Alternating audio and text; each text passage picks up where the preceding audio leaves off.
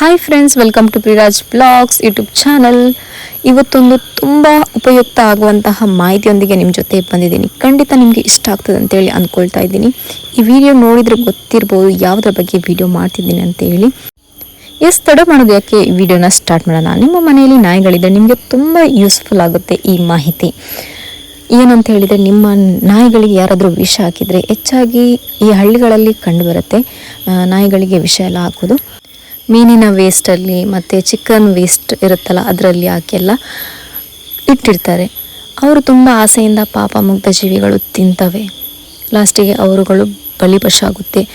ಇದನ್ನು ತಪ್ಪಿಸಲು ಈ ಮನೆಮದ್ದನ್ನು ಟ್ರೈ ಮಾಡಿ. ನಮ್ಮ ಮನೆಯಲ್ಲಿ ಕೂಡ ಹೀಗೆ ಆಗುವ, ನಮಗೆ ತಕ್ಷಣಕ್ಕೆ ತಲೆಗೆ ಒಳೆಯೋದಿಲ್ಲ ಯಾವುದು ಮದ್ದು ಕೊಡೋದಂತೇಳಿ ಏನೇನೋ ಕೊಡ್ತೀವಿ. ಆವಾಗ ನಾವು ಕೂಡ ಎಂತ ಮಾಡಿದ್ವಿ, ತಕ್ಷಣ ವೈದ್ಯರಿಗೆ ಕಾಲ್ ಮಾಡಿದ್ವಿ, ಪಶು ವೈದ್ಯರಿಗೆ. ಅವರು ಹೇಳಿದರು ಇದ್ದಿಲು ಸ್ವಲ್ಪ ಹುಡಿ ಮಾಡಿ ನೀರದ್ರದ್ದು ಕೊಡಿ ಅಂತೇಳಿ. ಆವಾಗ ಪಾಯ್ಸನ್ ಎಲ್ಲ ಸ್ಪ್ರೆಡ್ ಆಗೋದಿಲ್ಲ, ಬಾಡಿಗೆ ಎಳೆದುಕೊಳ್ತದೆ ಅಂತೇಳಿ. ಮತ್ತು ಇನ್ನೊಂದು ಉಪ್ಪು ನೀರು ಕೂಡ ಕೊಡಲಿಕ್ಕೆ ಹೇಳಿದರು. ಬಟ್ ಇನ್ನೊಂದು ಉಪ್ಪು ನೀರು ನಮಗೆ ಅಷ್ಟೊಂದು ಕಂಫರ್ಟೇಬಲ್ ಇಲ್ಲ, ಅದಕ್ಕೋಸ್ಕರ ನಾವು ಅದೇ ಕೊಟ್ಟಿದ್ವಿ. ಸರಿ ಆಯಿತು. ಹೇಗೆ ಅದು ಎಲ್ಲ ವರ್ಕ್ ಆಗ್ತದೆ ಅಂತೇಳಿ ನಾನು ಮುಂದೆ ವಿಡಿಯೋದಲ್ಲಿ ಹಾಕಿದ್ದೀನಿ, ನೀವು ನೋಡಿ. ಇದೇ ಅದು ಮನೆಮದ್ದು. ನಿಮ್ಮ ನಾಯಿಗಳಿಗೆ ಯಾರಾದರೂ ವಿಷ ಹಾಕಿದರೆ ಈ ಮನೆಮದ್ದನ್ನು ಟ್ರೈ ಮಾಡಿ. ಆ ಇದ್ದಿಲನ್ನು ಹುಡಿ ಮಾಡಿ ಈ ಥರ ನೀರು ಮಾಡಬೇಕು.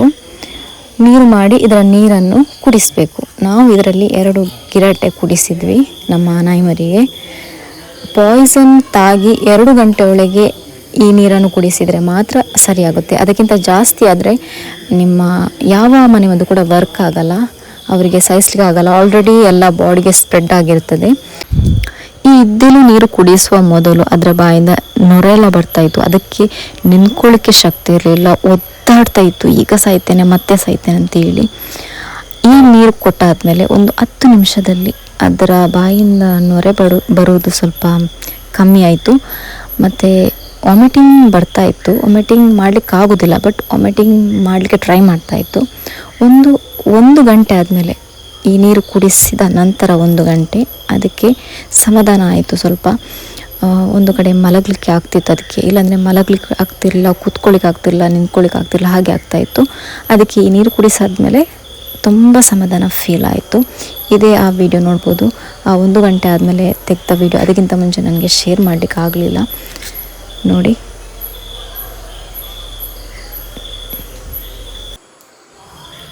ಇದು ನೆಕ್ಸ್ಟ್ ವಿಡಿಯೋ. ಹೇಗೆ ಹುಷಾರಾಗಿದ್ದಾಳೆ ನೋಡಿ, ತುಂಬ ಹುಷಾರಾಗಿದ್ದಾಳೆ. ಈ ನನ್ನ ಚಿಕ್ಕ ಮಾಹಿತಿ ನಿಮಗೆ ಇಷ್ಟ ಆದರೆ ಪ್ಲೀಸ್ ಲೈಕ್ ಮಾಡಿ ಆ್ಯಂಡ್ ಸಬ್ಸ್ಕ್ರೈಬ್ ಮಾಡಿ.